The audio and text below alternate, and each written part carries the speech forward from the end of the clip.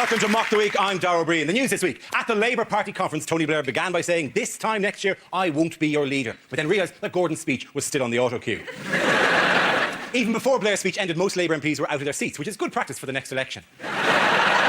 Blair's farewell speech gives him 9 months to prepare for life after number 10, and Sherry Blair 9 months to cram as much Downing Street cutlery into a suitcase as she possibly can. Blair's speech was 20 minutes longer than Gordon Brown's, but longer isn't necessarily better, as John Prescott tried to convince his secretary.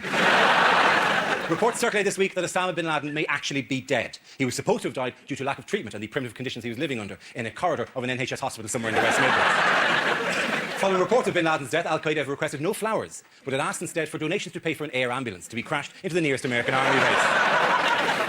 In a statement to Al Jazeera, a distraught Al-Qaeda lieutenant said, "That's terrible news. First Steve Irwin, and now this." This week we learned that Prince Charles is so fussy about the runniness of his boiled eggs at breakfast that he has 7 of them standing by. That's almost as demanding as Prince Edward, who insists on starting every day with 7 freshly buttered soldiers. Joining me tonight are 6 of the country's top comedy performers: Andy Parsons, John Coleshaw, Russell Howard, and Frankie Boyle, Hugh Dennis, and Mark Watson. Welcome to you all.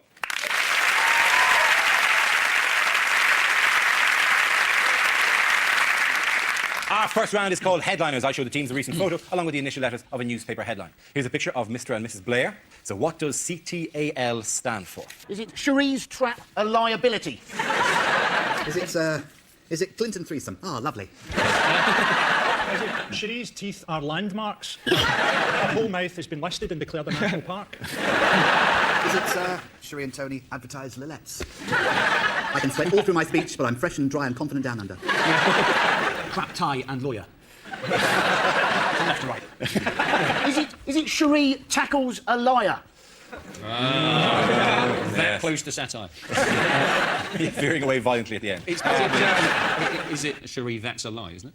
That's that right? absolutely right. That's very good, yes. It is. The answer I was looking for was Sherry, that's a lie. This is a journalist's claim to have overheard Sherry Blair saying, well, that's a lie, when Gordon Brown talked of the privilege of working alongside the Prime Minister during his Labour conference speech in Manchester. Number 10 have denied the allegations, but the journalist Carolyn Lotter stood by her story. Who do we believe? I believe the journalist. Do you? Yeah, why would they lie? You're right. It really is a game of one-downmanship between who is the least trusted member of society at any given time. And they're just below paedophiles. It was an amazing speech, though. Gordon Brown's speech was an amazing speech. No, he sounded like he was like you would when you're drunk. He kind of went on. He kind of said, you know, it's been a privilege to serve under Tony Blair.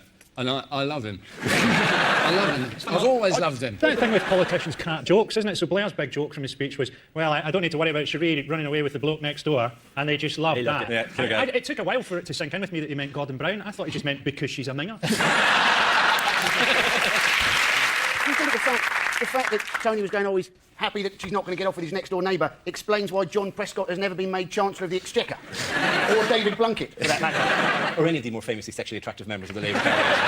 Did you see the cards they had up during Blair's thing? So they've obviously just given out cards to people during the speech, and they're all saying, "We love you, Tony. Best Pierre." It was exactly like Gladiators. John Fashionable got a couple of big sponge fingers. Awooga! The actual words of the final words of his speech, I can't sell it the way he sold it. Go for it. Stand up and read it. Next year I won't be making the speech, but in the years to come, wherever I am, whatever I do, I'm with you, wishing you well, wanting you to win. It's almost if he wanted the crowd to rise up and go, "No, E.T., don't leave." And then he goes, "No, the peace was in your heart all along. You had the superpower, not me." And then a bright light, and then he... The thing is, he's worried about his legacy, and his legacy is secure. He'll be remembered forever as a mass-murdering bastard. In 100 years' time, he'll be an Iraqi fairy tale that mothers use to frighten their children. There's been no, reaction about what Gordon Brown feels about, all of this, has there? Nobody's really talked about what he thinks about all of this in that sort of dislocating jaw way. He's a detachable jaw, that if he needs to, eat like a small woodland animal, that he can actually remove the jaw and then swallow a vole entirely. See, if he did footage, like a cartoon, where you'll see like a dog just going down his neck, just passing all the way down the street. But if he did that, you'd watch it, it'd just be amazing. Kind of, here's a few policies, watch this. A vole. A Stokes. What was unusual about Blair and Brown's speeches? Was it the fact that they gave Blair 9.5-minute ovation? But what do you do? What do you do when you're being clapped for 9.5 minutes? You can go like that for... Get a cardboard cutout, stick it there, come back 7 minutes later. But he would have gone back into, I don't know if they've got a dressing room. I like the idea that Gordon Brown's just sat there and he was like, "My name is Tony." Still got it. Oh, I'm sure he could do it. But it might have been fear, because Hitler used to do it, didn't he? Everyone would give an ovation and the first person to stop got shot. So, wow, that worked. Yeah, Sherry was actually there to decide just... There has to be a point about 6-7 minutes in where you're kind of going, right, actually, now they're taking the piss. Aren't they? They're acting now they're taking the mickey. They don't really believe this. How good would it have been if he'd gone down into the audience and started a conga? what a way to leave office. I would have respected him. The highlight of the political week came from around Points West. I live in Bristol. And there was a bloke on, I don't know his name, was fantastic, talking about Gordon Brown. He went, yeah, right early on he said he liked the Arctic Monkeys. Then turns around he says he likes Coldplay. If he's going to lie about that, what else will he lie about? It's just wonderful. Just the idea. Who are you going to vote for? Cameron? He likes the Kaiser Chiefs? My guy. What does Gordon Brown want to raise to 18? Oh, the school leaving age. It's school leaving age, yes. They're paying kids to stay in school, you know, they're giving cash bonuses to kids. As kids go, oh, I'll put you in detention. Well, that's time and a half. On the subject of education, how have mothers in Rotherham been causing a headache for a local school education authority? They have been shoving hamburgers through the bars to feed their kids because the food they're getting is too healthy. Yeah. And the brilliant thing is they're actually feeding them through the bars of this cemetery. Yes, the actual quote given by the women of Rotherham as to why they object to this is because they think their kids are being forced to eat overpriced, low-fat rubbish. And are they having to pass the food through the railings because the kids are too fat to fit through the railings? They actually had the pictures they showed of the women were happy to be photographed doing this. They thought this was like a human rights issue of some description. So they photographed them, but the children, to protect their privacy, were digitised in all the photographs. Just 3 big fat pixels where their face is too big, and stuffing a burger into their mouth. I know a woman who breastfed one of her children until he was 5, and she used to turn up when he was in primary 1 and put her breast through the railings for his lunch. I was there every day at 12 o'clock. Was it the whole breast, or being Scotland, was it just a very, very cold nipple? It must have started off that little story when one kid must have come home and just, you're right, they're going to be cucumber. What? And then they must have got to rang up the other, have you heard this? Avocado. What, me, shitless. Let's make some burgers and show them what's what. They don't make the burgers. They take orders during Little Break, or whatever you call it here. Oh, really? They take money and a list to a chip shop called Chubby's. And they bring the food back, walk through the graveyard where the hands are reaching out. That's some sort of hideous kind of prison situation where they're grasping for the food and they go, right, and they fling the burgers in. The kids tear violently at each other, trying to get at the food, tearing scraps off each other together. There was a quote, I have made that picture more evocative. Incidentally, I don't think we do call it Little Break, but I'm very pleased to know that In Ireland, we call it Little Break. At some stage, there was When Little is Big Break? Big Break was after Little Break. we would call lunchtime. Yeah. Everyone plays snooker. Yeah. We stare at your stories with school dinners in a kind of perplexed, what? You got fed, we had to bring lunch in, like, you know, that's the norm. In Scotland, do they have? Yeah, packed lunch. Packed lunch, yeah, that's the way they do. Whereas in England, seemingly, uniquely for the world, you have giant vats of fat, and you just dump carbohydrates into the fat, and you know, God, eat this. This will perk you up for the afternoon. And annoyingly as well, like, you know, when you're a kid, your mind slightly warped. If your parents are split up, you got free school dinners as well. I used to look at my tuna mayonnaise sandwiches going, why can't she have an affair? Do you know what the standard school lunch that you got from the chip shop in Scotland was? It was a packet of chips with a free potato fritter. So basically, a packet of chips with a really big chip. Actually, there's a really good chip shop in Edinburgh which has a DJ in it at the weekend. It's fantastic. You've got to feel sorry for him, though. You know what I mean? It's not how he wanted his DJ career to work out. You got to presume he had dreamed of the hacienda, and then he's in a chip shop going, there you go, how are you? No, bag of chips, good for you. Back to the fritter posse. Ladies and gentlemen, at the end of that round, the winners were Russell, John and Andy. Our next round is called Newsreel. We'll play in a recent piece of news footage featuring some of the world's major figures and ask John and Hugh to provide a commentary. This week your film will be on a political theme. Away you go. A great speech yesterday, Prime Minister. Great speech. Well, I know, it was very good. I was proud of the speech. I thought the joke was very, very good. And I think now, based on this, I could perhaps become a stand-up comedian in the future. That's what I'm going to do. Next question. You, Paul. Yes. Sorry, I said you've been breathing helium. You base your joke on Les Dawson. Why did you choose him? Look, there's an important point here. I could have gone down the Jim Davidson route, which would have been quite wrong, or Prince Philip, but I believe that joke-telling is a very important skill for any prospective Prime Minister, and I think there are certain pug-faced dullards who are just not up to it, and I stand by that. Well, you have a go. Don't make me tell one. My wife is so fat we have to pierce her ears to watch the television. Shit. No. My mother-in-law's so fat that other smaller mother-in-laws orbit around her, you know? Yeah, that's the way you're going to do it. Attitude. You understand? I've got one, Johnny. I've got one. You'll love this. No, wait. I'm going to be the next Prime Minister. That's my boy. That's my boy. Well done, Hugh and John. Points of both of you there. Now we play a round called Topical Whirly Gag. This game involves Mark, Andy, Frankie and Russell. So if you could make your way to the performance area, please. This is a stand-up challenge. Our random news generator contains a bank of topics. We spin the wheel, and when it's up, anyone can step forward and try to make us laugh about the subject it's landed on. The winner is the team I judge to produce the funniest material. Our first topic is protest marches. Who's up first? Any come in protest? Yeah. Russell. OK. The only protest march I went on the Countryside Alliance March. I'm not pro or anti-fox hunting. I just quite like watching posh people get beaten up. I know it's wrong, but if you can find me a more glorious noise than then I'll happily listen. Come on, it's going to be funny. And it's so much fun baiting right-wing people. What do you think about fox hunting? I'll tell you what I think. If we didn't chase the fox, the entire bloody country would be overpopulated by foxes. Is that what you want, some hideous land of the foxes? Me, unable to leave my house if you're a fox, wandering up to me, stabbing me in the gizzards. Is that what you desire? Looking across my lawn to see fox upon fox, prowling along my paddock, flicking the V's at me, walking hand in hand with asylum seekers. Is that what you want? Very good, Russell. Well done, Mr. Howard. OK, let's spin the wheel again. The subject is the Middle East. You know when everything kicked off in Lebanon, all the Scandinavian countries evacuated all their people the minute anything happened? Do you know what they put them? Syria. What was that called? Operation Out of the Frying Pan. And then we had bombs coming through Prestwick Airport to be dropped on civilians over there. I mean, it's really grim, but I suppose our only hope is that Prestwick Airport will have done their usual, got it all mixed up with their luggage. Lebanon will have got bombed with stuff Scottish folk are trying to bring back from their holidays. You switch on the news to see a children's school getting levelled by 40,000 packets of Benson and Hedges. Well done, Frankie Boyle. Very good. OK, Mark and Andy are left. The next topic is... mugging. Mark. Yeah, I got mugged by like a kid, like a 13, 14-year-old kid. In a way, it's nice to see, you know, young talent coming through. Horrible feeling. This kid came up to me and said, "Oi, give me all your money, give me all your money," over and over again. And I was panicking, thinking, I've never been mugged. What do I do? In a way, it was obvious what to do. He was going, give me all your money. He talked me through the process quite well. It was quite a user-friendly mugging in some ways. There was a questionnaire afterwards, how can I improve this? It was a horrible feeling. And I was in my pockets. All I had was a fiver, one fiver. I gave it to him, and this kid went, "Nah, it's not enough, mate." I go, "No, not enough." Well, we have an awkward moment, really. I felt like saying, "Well, I'm sorry if you feel I ripped you off in some way." Well done, Mark. What's on? One more topic is left to Andy. This is the topic. It's transport. Away you go. We have had bus lanes, we have had cycle lanes, we have a new initiative, combined bus and cycle lanes. What a crap idea that is. If there are two things that should never go together, it would be like having a path in the jungle for walkers and lions. You may also have seen that on our public transport system we now have an advertising campaign. Please ask, is this your bag, to stop unattended packages? Now, quite who you're supposed to ask, is this your bag too, if the package is genuinely unattended.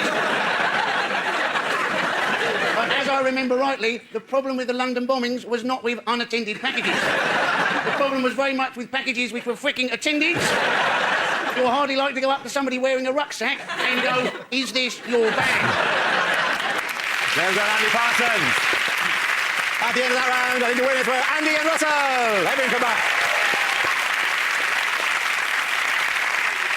Our next round is called If This Is the Answer, What Is the Question? On the board are 6 categories. For each chosen category, I read out an answer and the players have to guess what the question might be. Mark, which category would you like? The environment. OK, environment it is.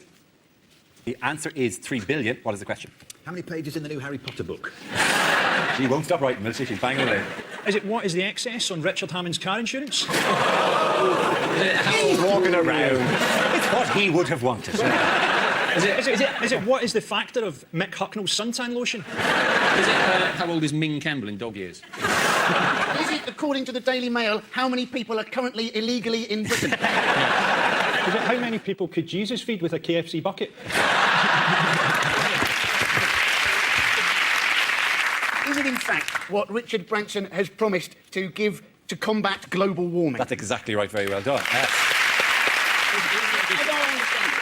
Right, he said, "Oh, I'm going to give 3 billion to combat global warming," but in fact, he's giving the 3 billion, isn't he, to his own firm, Virgin Fuels. Right. So in fact, he's given no money to anybody else. He's given 3 billion to himself. Yes. There's going to be a large cheque handing over where he hands a giant cardboard cheque to himself. And he goes, "Well, I'm delighted to be involved. On behalf of everyone in Virgin Fuels, we'd like to thank you for this thing." No problem at all. Take it as much as you want. Oh, you're too kind. You're a lovely guy. Love the beard. No, you as well. I love the beard as well. But isn't it fuel sounds a little bit suspicious anyway, doesn't it? Because that's sort of what they did to Joan of Arc. She was essentially Virgin Fuel.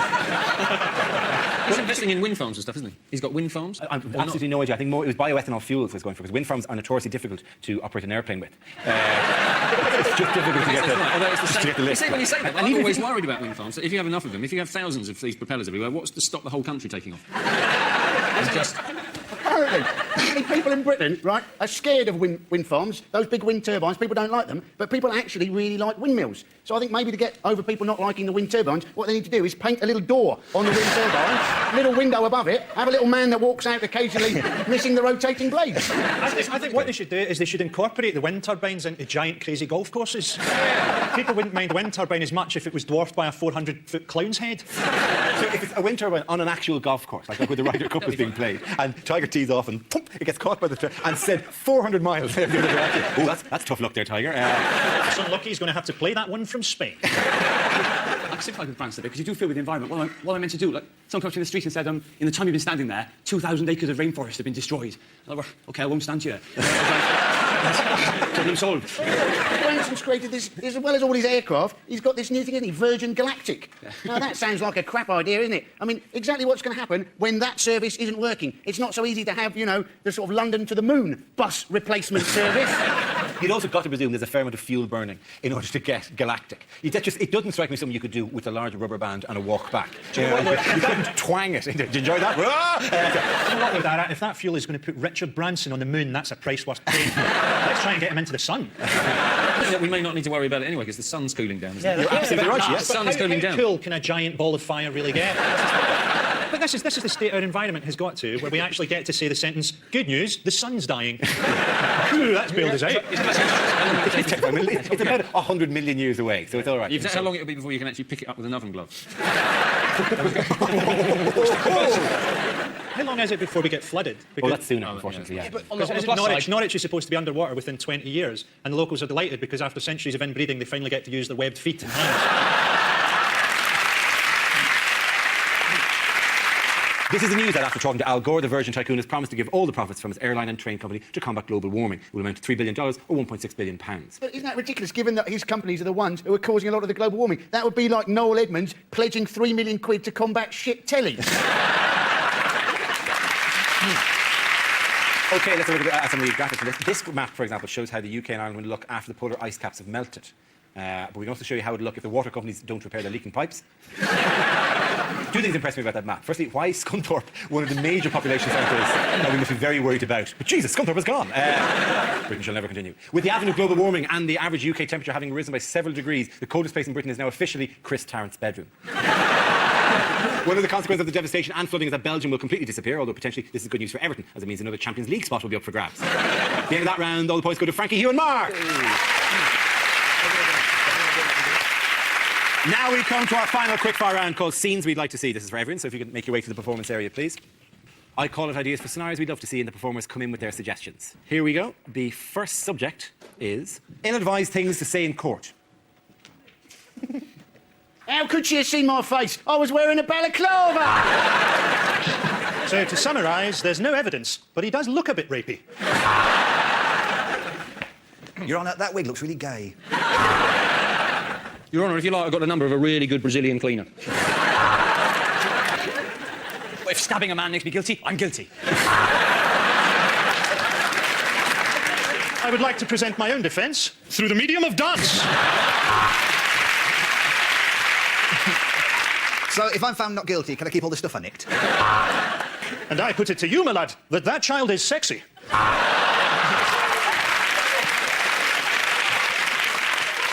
Oi, Wiggy, I've done your door! I was performing the Heimlich manoeuvre and it sort of turned into the wheelbarrow position. Will this take long? I'm meeting a boat from Colombia at 9. There is a precedent for this. I refer, Your Honour, to episode 10 of LA Law. And let me say this. Sentencing you will give me an overwhelming wave of sexual pleasure. Send him down. The next topic is things a sports commentator would never say. Like a lot of people watching this Olympics, I'm wondering why black people don't just take over the earth. There's the bell, and the schoolgirls I've been spying on go back to their classrooms. I can't be the only person to wonder what it would be like to shag this gymnast. So here we are, from Wembley. So, with 3 furlongs to go in this Grand National, let's leave the leaders and go and watch the fallers being shot. And they're off! They're off! They're should probably keep my voice down because this is snooker. Oh, forehand, backhand, forehand. Don't you just love it when they grunt? Just reading through the names of this Chinese team is making me feel hungry. And for those of you who missed them, here are next week's Italian football results. This woman isn't just a world-class curler, she's also a model. That's it, ladies and gentlemen. I'm going to give the points there to Frankie, Hugh and Mark. We're ready for to everyone involved. Everyone sit down. That's the end of the show, ladies and gentlemen. This week's winners are Frankie Boyle, Hugh Dennis and Mark Watson. Commiserations to Andy Parsons, John Colshaw and Russell Howard. Thank you for watching. Good night.